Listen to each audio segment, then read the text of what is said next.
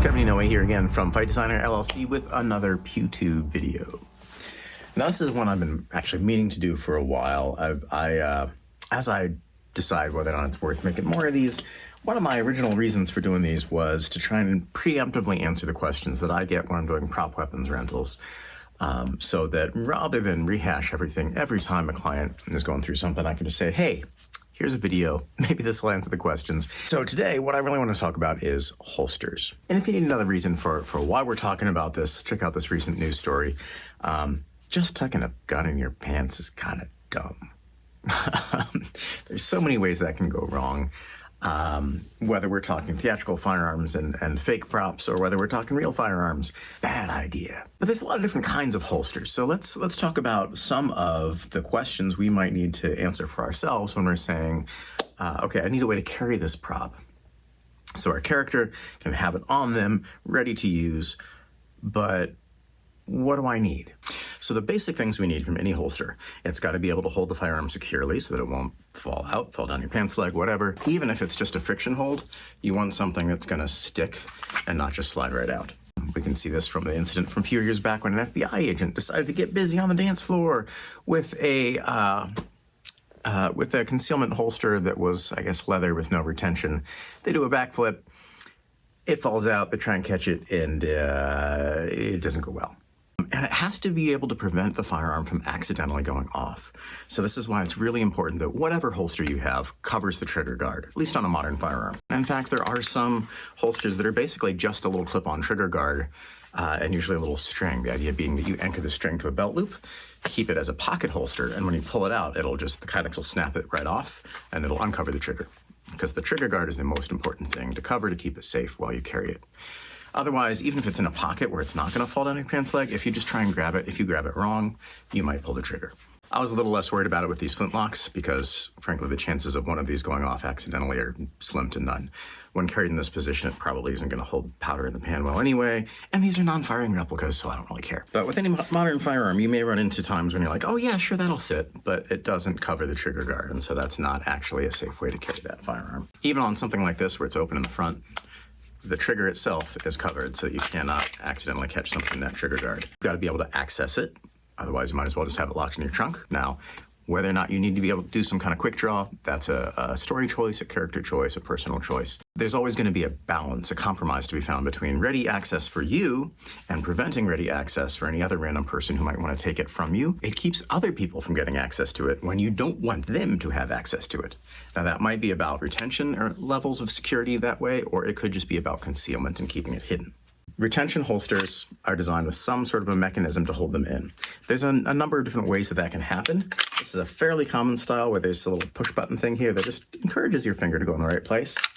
I know some folks who don't like these though because they think that it encourages you to put your finger in the wrong place.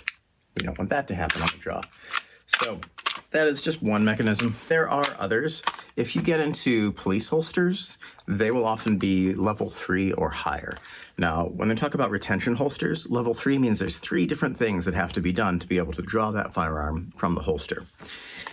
That can be as simple as a snap or a push button. So here's something that slides over the back end. That's fairly common now on Kydex holsters.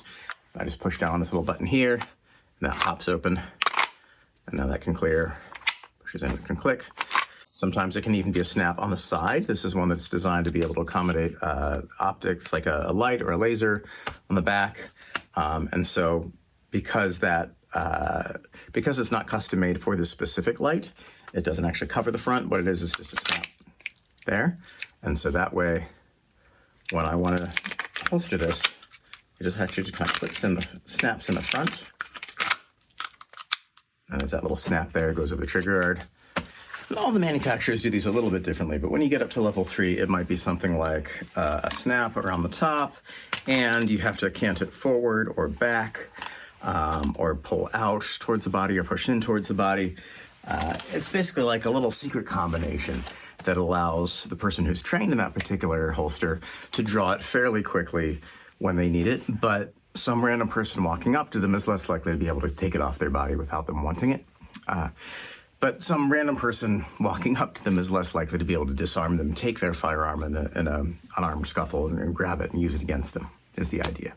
Now, a lot of early military holsters completely enclosed the firearm, in part because you don't want to get gunked up with, mud and rocks in the barrel, which could make it misfire, or rain and mud and stuff getting in the top. So you see a lot of the early military holsters like full leather with a flap over the top to completely enclose it.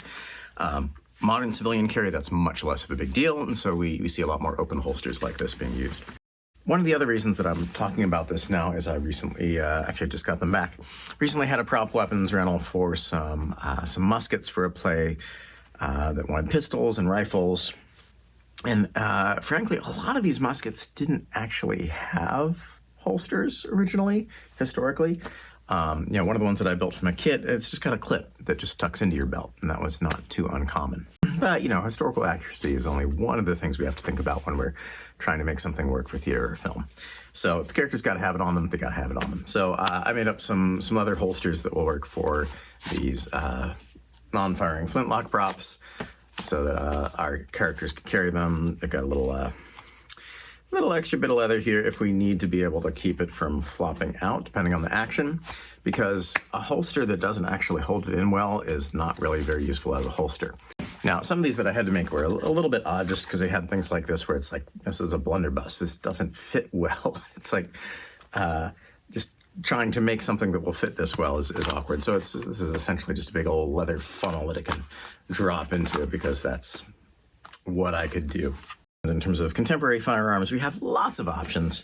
So I'm just going to kind of run through some of the basic categories in terms of materials and in terms of style, in terms of where you wear it, how it holds it in, all that stuff. General categories. Yes, historically there were some that were cloth. This is an example of a sort of a military canvas holster for a revolver. And sometimes they would also have things that could hold shells. Sometimes they have a whole flap that goes over the front. Sometimes it's just a little strap like this, but often it's a whole flap. Sometimes they were canvas, sometimes they were leather, but this is not something that was designed for a quick draw. And they also do kind of flop around a little bit, especially when it's canvas and not leather. So when you're looking at like cowboy quick draw holsters, they actually have leather tie downs on here so they can attach to the thigh so that it won't just like pull up like that when you're trying to draw, but it'll actually hold the holster down. Now there are still cloth holsters occasionally used, but they tend to be now more elasticized kind of things rather than canvas, and they're often concealment holsters. So that might be an ankle holster that you wear under your pants leg. Not a big fan of those. I just don't like walking and running in them. Or something like this, which is a belly band. This is designed to be worn underneath your shirt as a part of your concealment option. So this would be essentially like a girdle. So if I had a subcompact like this, I could conceivably put it in that belly band and hide it under my shirt that way. If I didn't have pockets, if I didn't have a belt or other ways to carry it, this is another kind of fairly concealable option. It doesn't show on my belt line. You don't see the little loops there. But if I pull my shirt up, I can still get that out fairly quickly. And it's just elastic, so it will hold fairly well, fairly securely. It won't protect against things like sweat. So it's not going to keep the firearm dry. It's not going to keep it from getting crushed. It doesn't hurt to fall on though, which is nice. It does mean that I have to kind of flash some skin when I'm drawing it, which isn't always ideal. If you're pale here, that might, unless your camera needs to take a white balance off my belly, that's probably not what most folks want to see. And then there's also these nylon Cordura holsters. Often you'll see things like this offered as sort of free extras along with your prop guns. And I just gotta say, don't use these if you can avoid it. I mean, they're better than nothing, but they're kind of crap. They're just not well made. They've got sort of Velcro tabs to hold things in. They might have this cheap little clip that's not designed to just clip onto your belt from the outside. Just so you know, this is designed to be like an inside the waistband holster. So the good news is it's less likely to just fall off because it's completely tucked inside your belt and pants.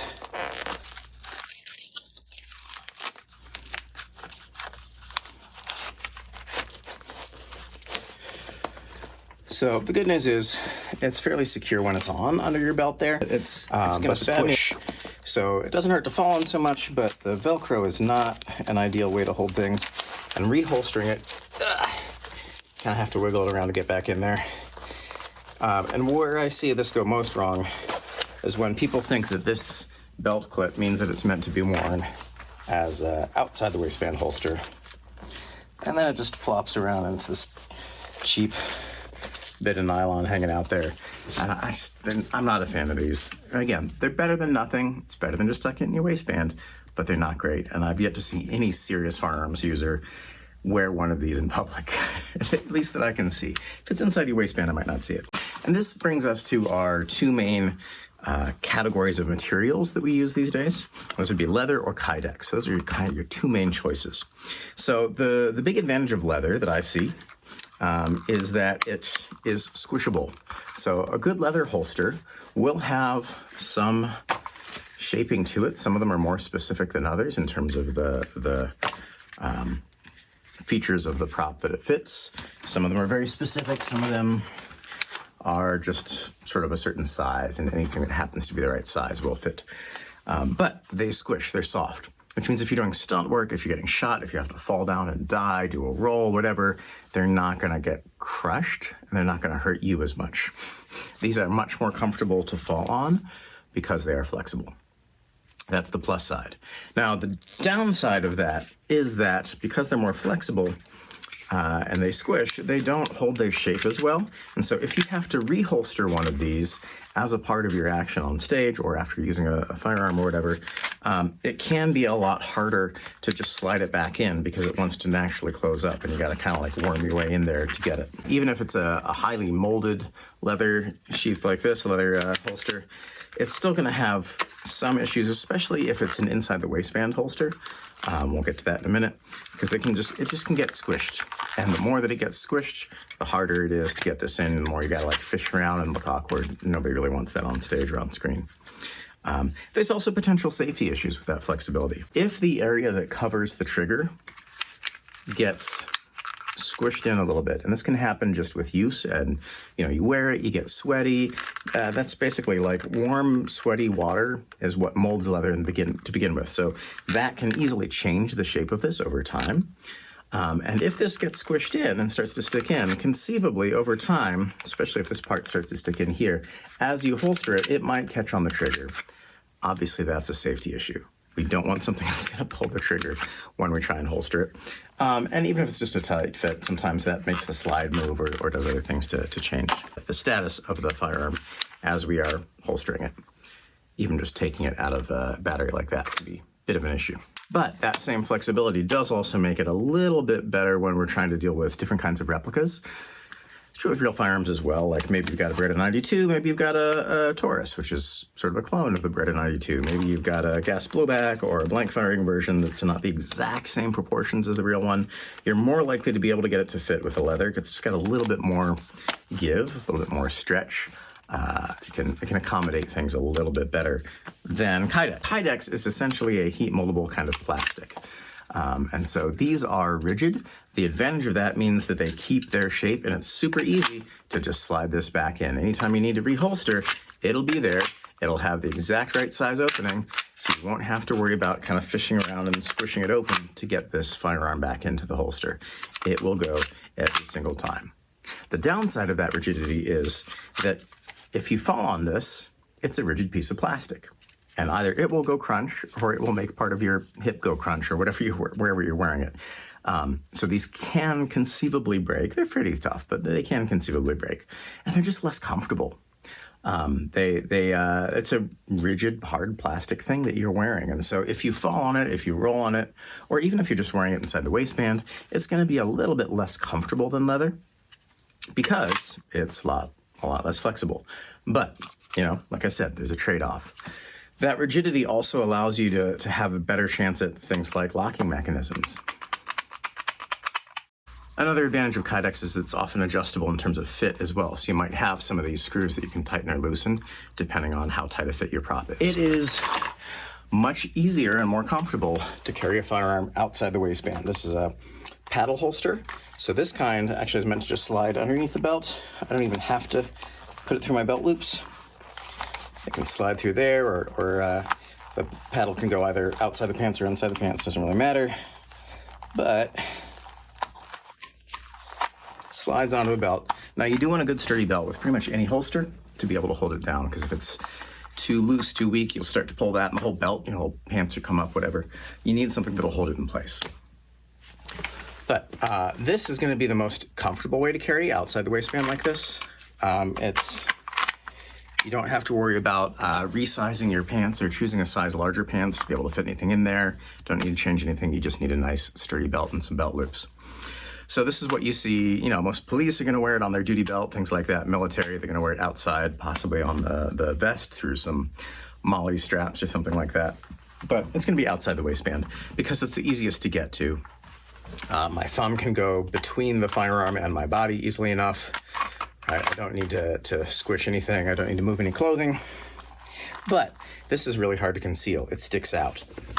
That's not going to fool anybody, right? Oh, gee, what's that there? So within the US, at least, a lot of civilian firearms carry is concealed carry. People who specifically have a concealed carry permit. And so for that, you often have something that's made to go underneath the pants, and then these clips go over top of the pants and around the belt. This is a tuckable example, so you can tuck your shirt over it and hide it. Here's another example where it's tuckable and it's got just these hooks, so it's not even a whole loop over the belt. So this style, I can just push those. Let's push these clips under my belt. So these hooks will grab underneath it. The beauty of this is the lower half of the firearm is inside my pants, so that doesn't show. And if I have a shirt over top of it, this is going to be a lot easier to conceal than if it's sticking out like my pocket knife is here, right? But of course, now if I need to draw it, I am going to have to move that clothing. Maybe it's a vest or a button-up shirt that I can brush to the side and clear as a part of that. Or if it's something like the polo that I'm wearing right now, I'll have to pull up to be able to get that out. So the advantage of inside the waistband, much easier to hide. Disadvantage, a little less comfortable, and I need to make sure that it fits in my costume and my wardrobe. I need to have pants that'll let it have a little extra room in the waistband for that to fit. Sometimes you'll also see features like this little claw on the outside of this one here. That's designed to make it print a little bit less. So this holds the pants out away from the firearm a little bit more so that it makes it sort of a more uniform curve rather than specifically the outline of a gun on your hip, which can be nice.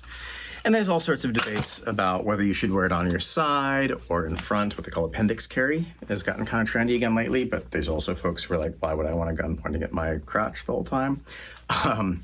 About angle.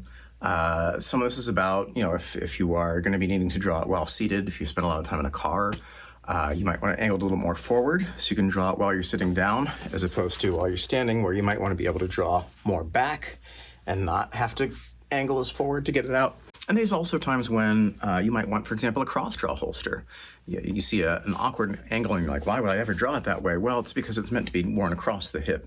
And so maybe you're on a horse, maybe you're in a car, and it's actually meant to be drawn this way, not that way, with that little whipping bowling action. But there's other options as well. If you have somebody who's in full tactical gear, they're likely to have a drop leg holster.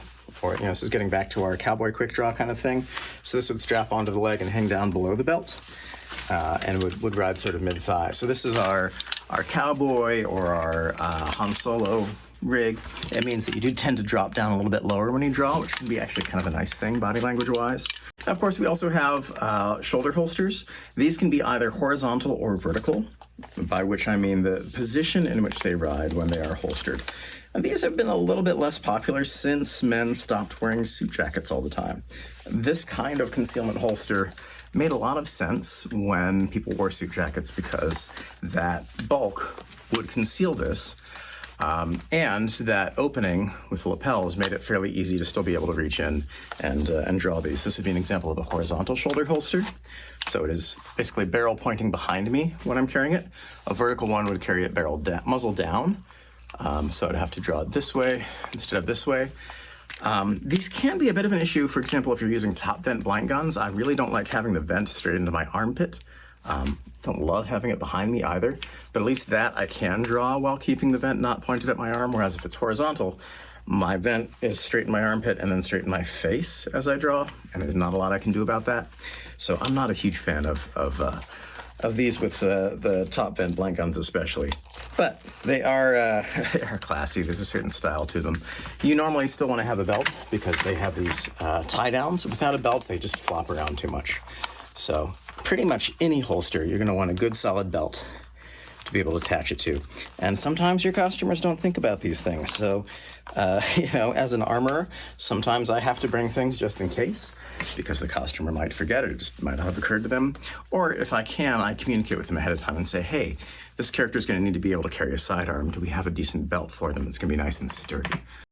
And of course, there's also aesthetics of, do I want leather basket weave print to match the rest of the duty belt? Do I want nylon? Do I want Kydex? Do I want black? Do I want brown? Do I want aged leather? Do I want something custom with Kydex can also come in different prints if you want to express character through their American flag holster or their thin blue line holster or don't tread on me holster or whatever it is. So anyway, I threw a bunch of examples at you, but just so I can kind of rehash the main categories as you're deciding what you might need for your show. Do we want something that is concealable, or do we want something that is easy to access? Often you can't have it both ways. The more concealable, the harder it is to get at. The less concealable, the easier it can be to get at. Do we need something that's secure? Does it have to have closures, like a level 3 retention holster at one end versus a quick draw holster at the other end that just comes right out super fast? Do we care if it is modern or period? Do we want leather? Do we want Kydex? Do we have to fall on it or not? Do they have to do acrobatics or other things, fighting and stuff, with it not falling out and flopping across the stage? That might be a reason you want retention. Or is it just carried on, goes bang, and gets put down, in which case it doesn't matter. Do they have to reholster on stage? If they have to reholster, Kydex or else leather with something in it to help keep it open is going to be a lot easier than something like a nylon or a elastic or a leather that is going to squish, especially a leather inside the waistband. What are they going to be wearing that they can hide it in if they need to hide it? Does it have to be, how deep a tuck does it need to be?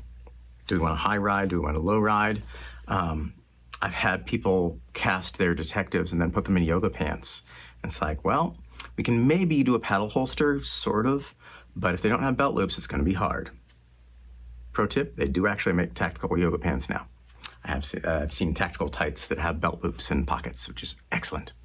Do we need to be able to have accessories? There's a project I worked on last year that had a character who generally carried a Glock 19, but there was at least 1 or 2 scenes where she had a tactical light on it, and the holster that she normally had didn't really accommodate that. Now, we kind of cheated for that scene and just had her have it already out, but it might be that if we need to see them holster that, you need a holster that can also accommodate accessories like that, and not something like this where it would just get in the way and wouldn't be able to fit, and you'd have to take the light off first, which is a little awkward. There are some different features your holster might need to be able to accommodate, like optics. This one has it's just props. It's a fake red dot sight up top. You can see the holster has a little cutout to be able to accommodate that. If I were using this holster, that would not accommodate optics. I could not use this holster for a prop that had a red dot sight on the top, as more and more modern semi-autos do. Some of them also carry other accessories. They're designed to also be able to carry an extra magazine or a flashlight or baton or something like that. A lot of shoulder holsters also have things for holding extra magazines. If you're doing this as costuming, please put something in them. It's a little silly seeing all these empty magazine pouches on tack vests or holsters. Is it left-handed or right-handed? Don't forget about that. Find out about the handedness of your actors. Now, I don't list all the holsters that I have on my rental website, so as always, if you have questions, just shoot me an email and let me know. But these are good considerations to have going into it, of knowing, do they need to conceal it? What kind of material do we want it to have? What kind of a look are we going for? How secure does it have to be? If anything else comes up, feel free to shoot me an email, post a comment down below, like, subscribe, etc., etc. If there's something else that you want me to post on YouTube at some point.